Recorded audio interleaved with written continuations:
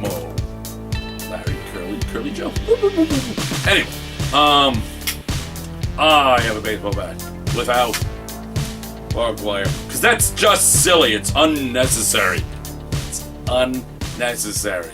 No. You're already hitting somebody with a large chunk of wood.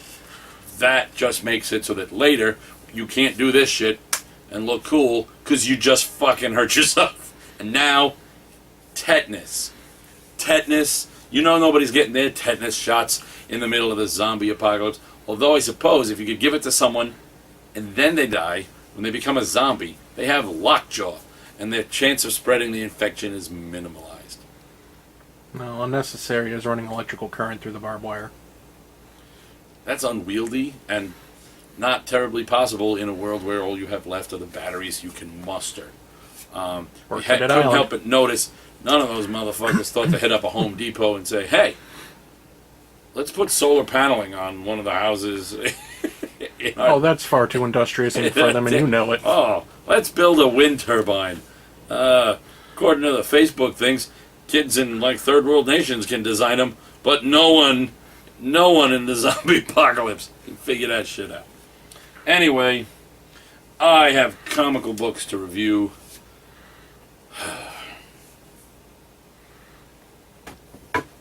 Sit there. Oh, I know what I'd be like.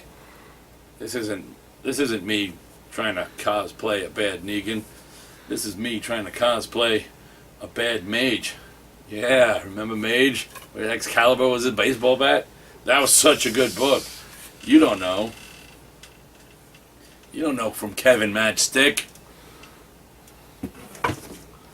Okay, first up is a book from last week, because last week was Thanksgiving on Thursday, so we didn't film the show, because we were busy eating turkey and being thankful, and you were busy being thankful that you didn't have to listen to my ass talk about a baseball bat for 5 minutes before I started reviewing any comical books on my comical book review show that I never bothered introducing because I forgot, because I had a baseball bat, and that's the kind of guy I am. But it's too late to go back and do an introduction now, because the first part of introduction is intro. So we're going to do a reduction and get rid of the introduction altogether. Here's Blue Beetle. I did turkey and ham. Of course you did. Alright, Blue Beetle. Numero tres. Ted takes a turn for the more serious, which makes me happy. Dr. Fate takes a turn for the... He's a floaty head. I don't know which Dr. Fate this is. But, it's cool. He's like the helmet and the suit, but nobody in there.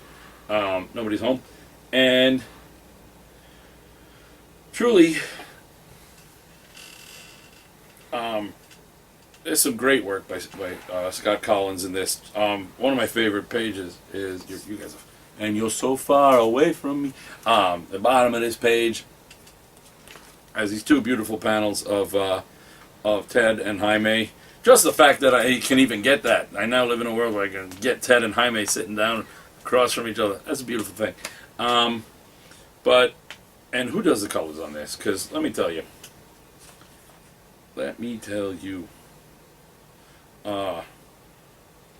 Romulo Fajardo. I can't do vowels that close to. So Romulo Fajardo Jr. His colors add a there's like a depth, and the way the shading's done, it's just very natural lighting, which is interesting considering Scott Collins has that very stylized angular way. So to do the shading so angular like that gives it a really cool depth. This page is just great, and that's cool because really, some would have looked at this and said, "Oh, it's a Talking Heads page," but the different angles that are presented, the exterior, the interior, the close up on the faces. This is a great shot of Jaime. He looks so solid, not just from the from Collins' artwork, but from the coloring. It just adds a depth and a feel, and it makes me very happy. because I want great things from this book, and so far it hasn't disappointed me. Including, one of the things I was most thankful for on Thursday was the fact that I read a comic that ended with Next, the origin of the Blue Beetles. That's right, we said Beetles. Plural. I want to know what is up with the Ted who has hinted about having been a Super Blue Beetle hero before. When did he do this? Where is he from? I don't know. There are things in my head I am wondering. Calm down. It's coming. I really just wanted to be... I'll take anything. Anything that involved Ted having been a Blue Beetle. But I really just want to find out that... Pre-New 52 stuff exists still. Well, even better than that. Because... The pre-New 52... Giffen, DeMatteis, Maguire Justice League apparently became a splinter group when they did Justice League 3001, and that Ted and that Booster were there. But since what's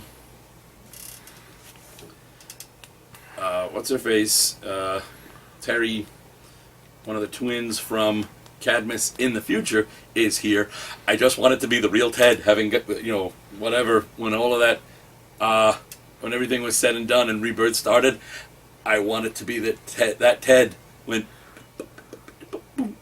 into this world, and I've just got the real one. Is that the case? I don't know. But up until next issue, when we get that origin, in my head it is. In my head it is. Lake of Fire, also from last week, number 4, by Nathan Fairbairn and Matt Smith. Da-da-da-da! It takes a turn for the sci-fi that's so sci-fi that our heroes don't even know they're in a sci-fi because they're medieval. Literally. So they think they're in hell, but really they're in a spaceship. And we actually see the Lake of Fire. And that one religious zealot just continues to be a dick, despite everything that's going on around him, because when you're a religious zealot, you have tunnel vision. Yeah. As far as I'm concerned, when you're religious at all, you have tunnel vision. But zealotry makes that tunnel really narrow and opaque.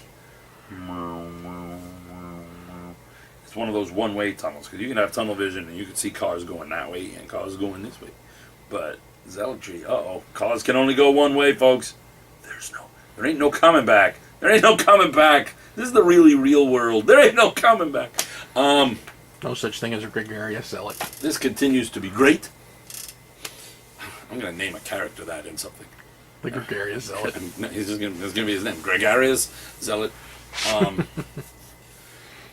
Ghost Rider. Robbie Raya's Ghost Rider #1. I wanted to love this book because I love this version of Ghost Rider. Different team?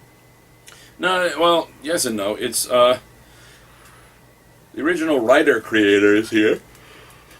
Felipe Smith. He's working with artist Danilo Beyruth.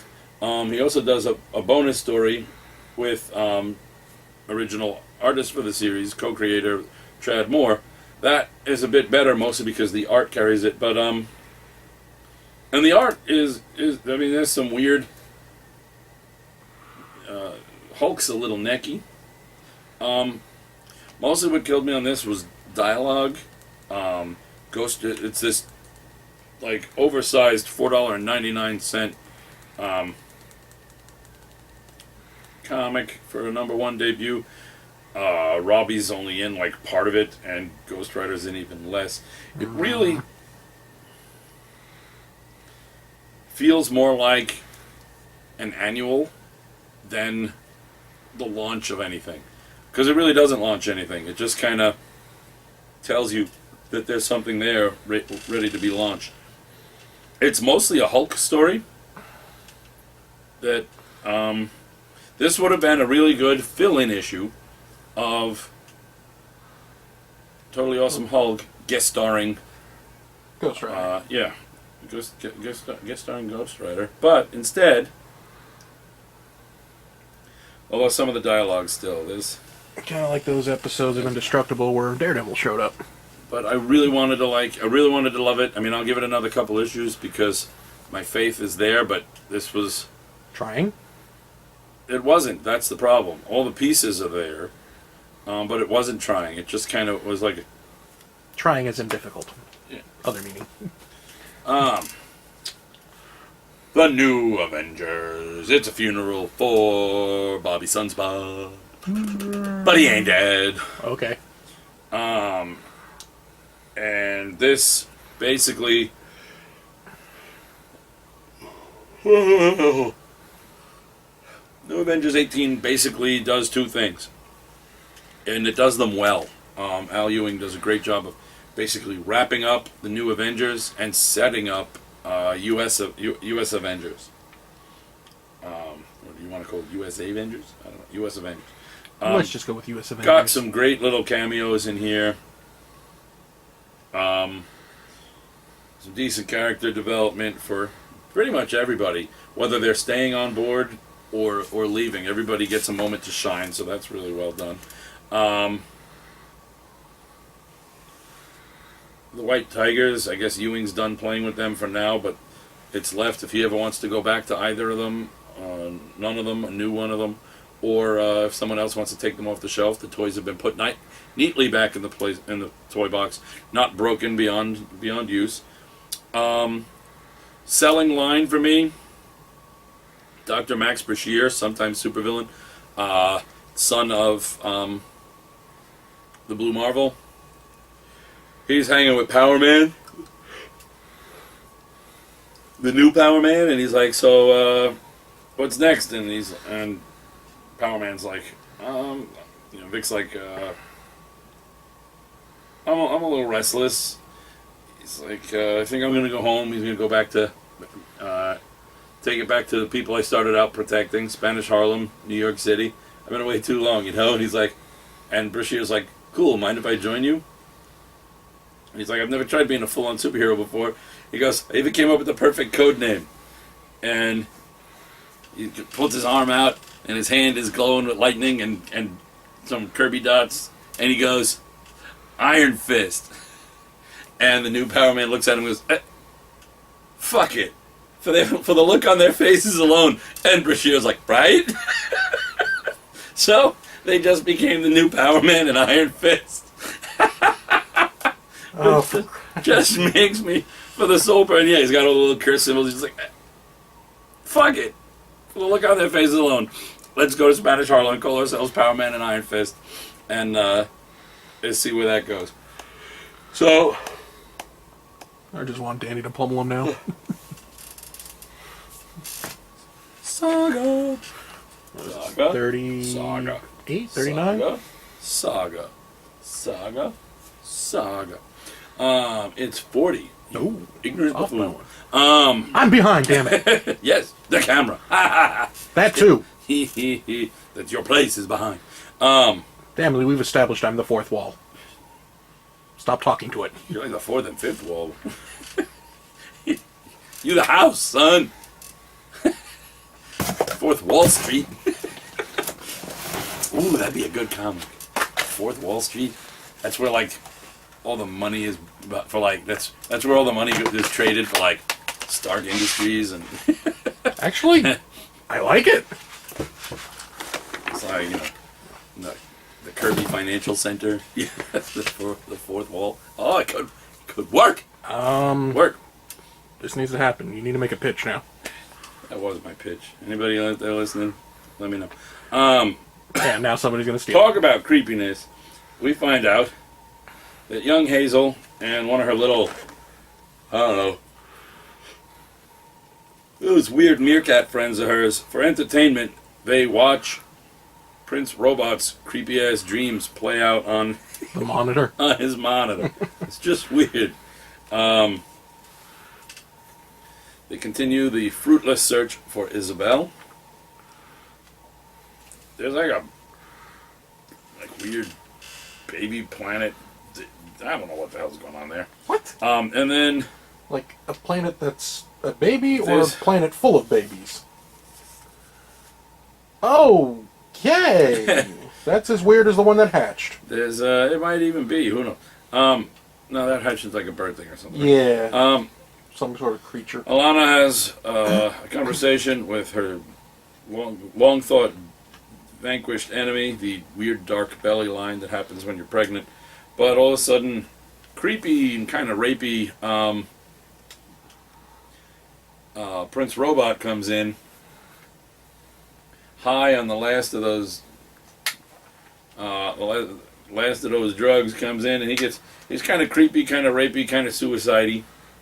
Not a good combination. But not really. None of them are really a far stretch for him. No. And its saga continues to be the great soap opera in space that it always has. Superman Annual #1. Superman has to get real. He is out of sync. There's a drought around his house, and he can't figure out why.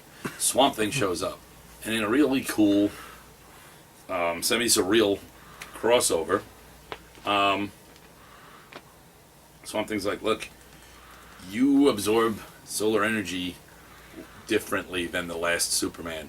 Did you notice that? You pull more of it around you. The reason there's a drought is because Superman is just sucking up so much solar energy that he's just drawing in more of it, and instead of just drawing it into himself, he draws it in like a radius. So it's around only his farm that's getting this drought because everything's just kind of cooking, and he's like, you're bad for the earth. And we've seen before that when Superman touches the earth, he leaves like handprints on things or whatever. So he touches Swamp Thing, and he's like, look, I'm here to tell you I'm not a threat. Swamp Thing goes, ah, and starts glowing that weird blue and speaking Kryptonian, old Kryptonian. Superman's like, oh, fuck. Damn! So he flies him, and he has to reset Swamp Thing. And then Swamp Thing says to him, and they have another fight, because Swamp Thing's like, look, I now have to cover you in this Earth, because we need to recalibrate. He's not calibrated to this Earth. So it's really about belonging and an interesting, where you know how sometimes you have the first we fight, then we team up? Well, it turns out both of their fights in this actually are the team up, because they're like, look, both of the time, it's like, there's no way for me to explain this to you, so I'm just going to have to fight you till you understand. And this is for your own good. And that was pretty damn cool. And the punching begins. Great Lakes Avengers #2 is awesome. It's awesome. Pink werewolves in the hospital. What the hell? Yeah. And the blue werewolf. Best part is the pink werewolf is the brother, the blue werewolf is the sister. Of course. Our heroes get arrested. Their lawyer defends them because they're the Avengers. The blue werewolf is kind of swept up to be kind of on the team, whether she fully understands or not. They seem to have developed a new enemy, and Doorman pops down into the grave that Mr. Incredible has been buried in, and we find out why he's in there. It turns out he wants to be buried down there for a year because he's just really trying to detox. But after being in there for like 10 minutes with him, Doorman is like, look, it smells in here. Clearly you've been underground for too long. He pops him out, and he goes, it smelled like somebody was fermenting cabbage in an 8th grade gym locker. Oh! Which is beautifully specific. Inhumans versus X-Men. Beast goes from optimistic to... Zero? Yeah, Or it was one. 0. Beast goes from optimistic to we're all fucked. Basically, it's a good forerunner for the series of what we're about to see, as everybody kind of takes their sides, that we know will end well for at least most of the X-Men, and I'm assuming the Inhumans, because they're currently beloved of Marvel. But interestingly enough is the moment when they come to realize that they don't need to find a cure. They don't need to find one cure that everybody can use. They need to find one cure for each mutant, because the Terrigen's ability to cause change is mirrored in the X gene. The Terrigen creates a new attack for the specific genome of every individual mutant. We're not looking for a single cure. We have to find a new one for each mutant. Hundreds, each uniquely different. So that's gonna blind me with science. Totally Awesome Hulk was so good. Not only does it resolve the current battle that's going on, but the ending bit, Amadeus Cho catches up with Clint Barton, and he talks about how, you know, he enjoyed being able to tell Carol Danvers. He's like, look, I told Carol Danvers she couldn't stop me if I wanted to crush you like a bug. It felt good to tell her that and to know it was true, just like it feels good to tell you that and know it's true. But I don't really want to do that. What I really want is, because I just want my friend back, and Clint's like, I can't help you with that. And they cry together, and they talk a little more, and there's just this kind of soul cleansing. It was good. It was good. Savage is, as my students would say, savage as fuck. This book is Valiant's done here is they kind of said, look, it's almost like they said, you know, we don't have the rights to Turok Dinosaur Hunter anymore. What if we make our own that's like a little bit Tarzan, a little bit Turok, and a whole lot of it our own, and we just make it, we'll call it Savage, and we'll make it literally savage as fuck. Our hero is his Tarzan origin is his mother and father are, he's the son of a European soccer star. He's a baby when they crash on this weird island that turns out to be covered with dinosaurs. Their last name is Sauvage, Sauvage, and and he is savage, and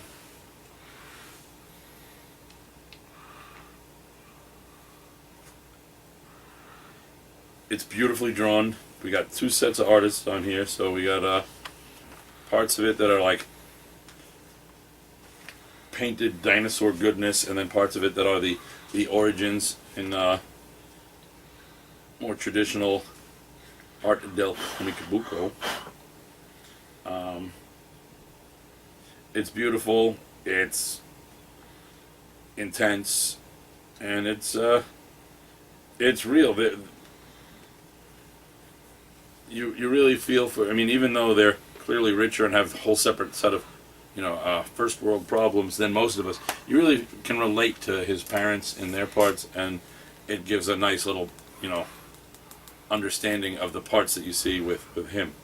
Wacky Raceland is over. Ghostbusters International, number 11.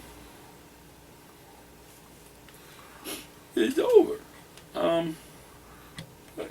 It could be more. It's always, it says never the end, which every time they say that you get a little bit more. There's some great resolution to everything that goes on. I just love... Oh, what is this, the third one since they brought it back? Eric Burnham and Dan Schoening are just... They should just keep making the Ghostbusters constantly so that I can be so happy. Yes. JLA number 10 finally came out, and I sort of remembered what was going on. And I think this is it. I think this is one of those things that pretty much helps. I think there's like an issue of Doctor Strange still floating out there. But other than that, I think this puts the New 52 to bed. Good night, New 52. Good. Batman Annual, number 1. Couple cool stories in here. The first one introduces Ace, the Bat Hound. I'm not sure where Titus is during all this story. But apparently the Joker dressed a bunch of dogs up in card. You know, there's a king, a queen. The Royal Flush Gang is dogs. Yeah, but he's got them all, but they can't decide whether or not the joke was the Joker left them in this ditch and got tired of the joke, or he goes, maybe that was the joke. Ace is high because the dog in the Ace mask killed the other dogs. Either or would work for me. Alfred gets it, works on him, gets him to come, because he's most of the time he's a growly, attacky mess. Alfred kind of trains him down to get him calm until Christmas, where on Christmas Day,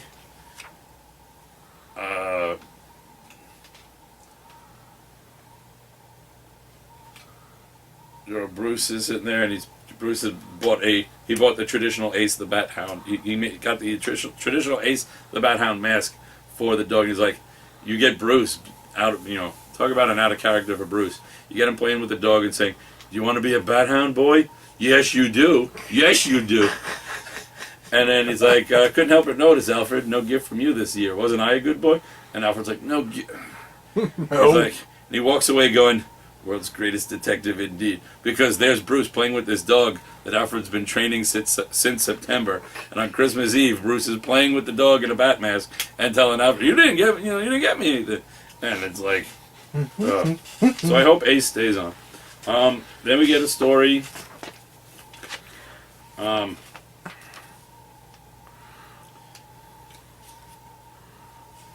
It's, Batman doing his little batty things and lots of code. I'll admit, it's just called Silent Night. There's a Paul Dini and Neil Adams Harley Quinn's Silent Night, in which Bats and Harley go around and kind of bond while the city takes care of itself on Christmas. There's a story drawn by the guy that used to draw New 52 Constantine, with a guy called. It takes place, we've got like a British ambassador comes to Gotham, and along with him comes a British version of Mr. Freeze called Minister Freeze, and this also ends up. That story ends with the introduction of a character called Stag that will apparently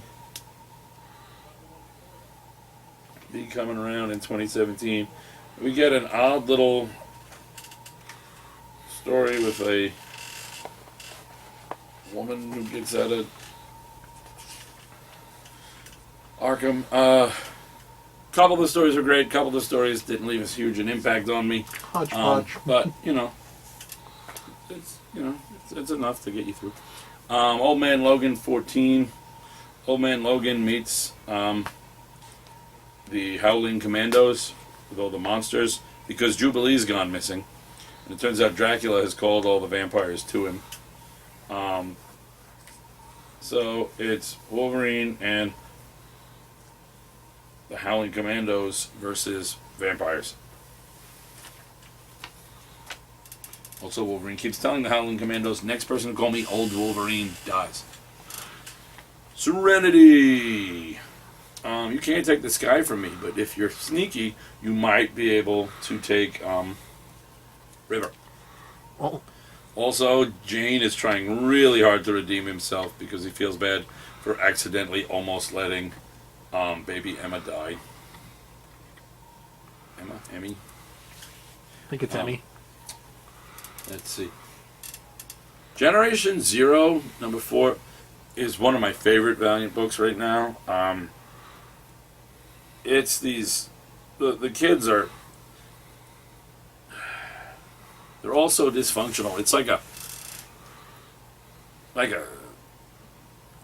there's a character in here, the brother of the girl who they're all working with in this town. But the brother, he thinks in multicolored puzzle pieces because he's autistic.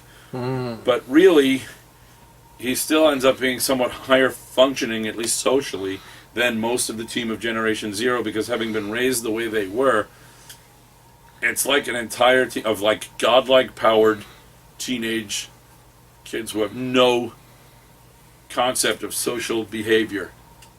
And it makes them scary and endearing at the same time. Extraordinary X-Men. Someone is saved, someone is lost. Number. Reflects around one Rasputin trying to save someone and Ren Rasputin needing to be saved. And it really nicely, the two stories are nicely paralleled to each other, and really solid issue. And that brings me to the end. Yeah, a bunch of beads if you want me to show you my boobs. But guess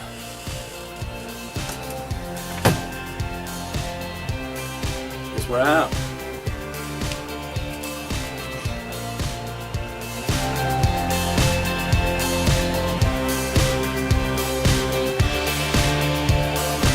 Thanks for watching another video from Gonna Geek. If you like geeky stuff, check out our podcast network, our news and articles, and our community forums. You can find it all at gonnageek.com. Like us at facebook.com/gonnageek. Tweet us at gonnageek. Subscribe to our YouTube channel at youtube.com/gonnageek. And check out our live programming at gonnageek.com/live.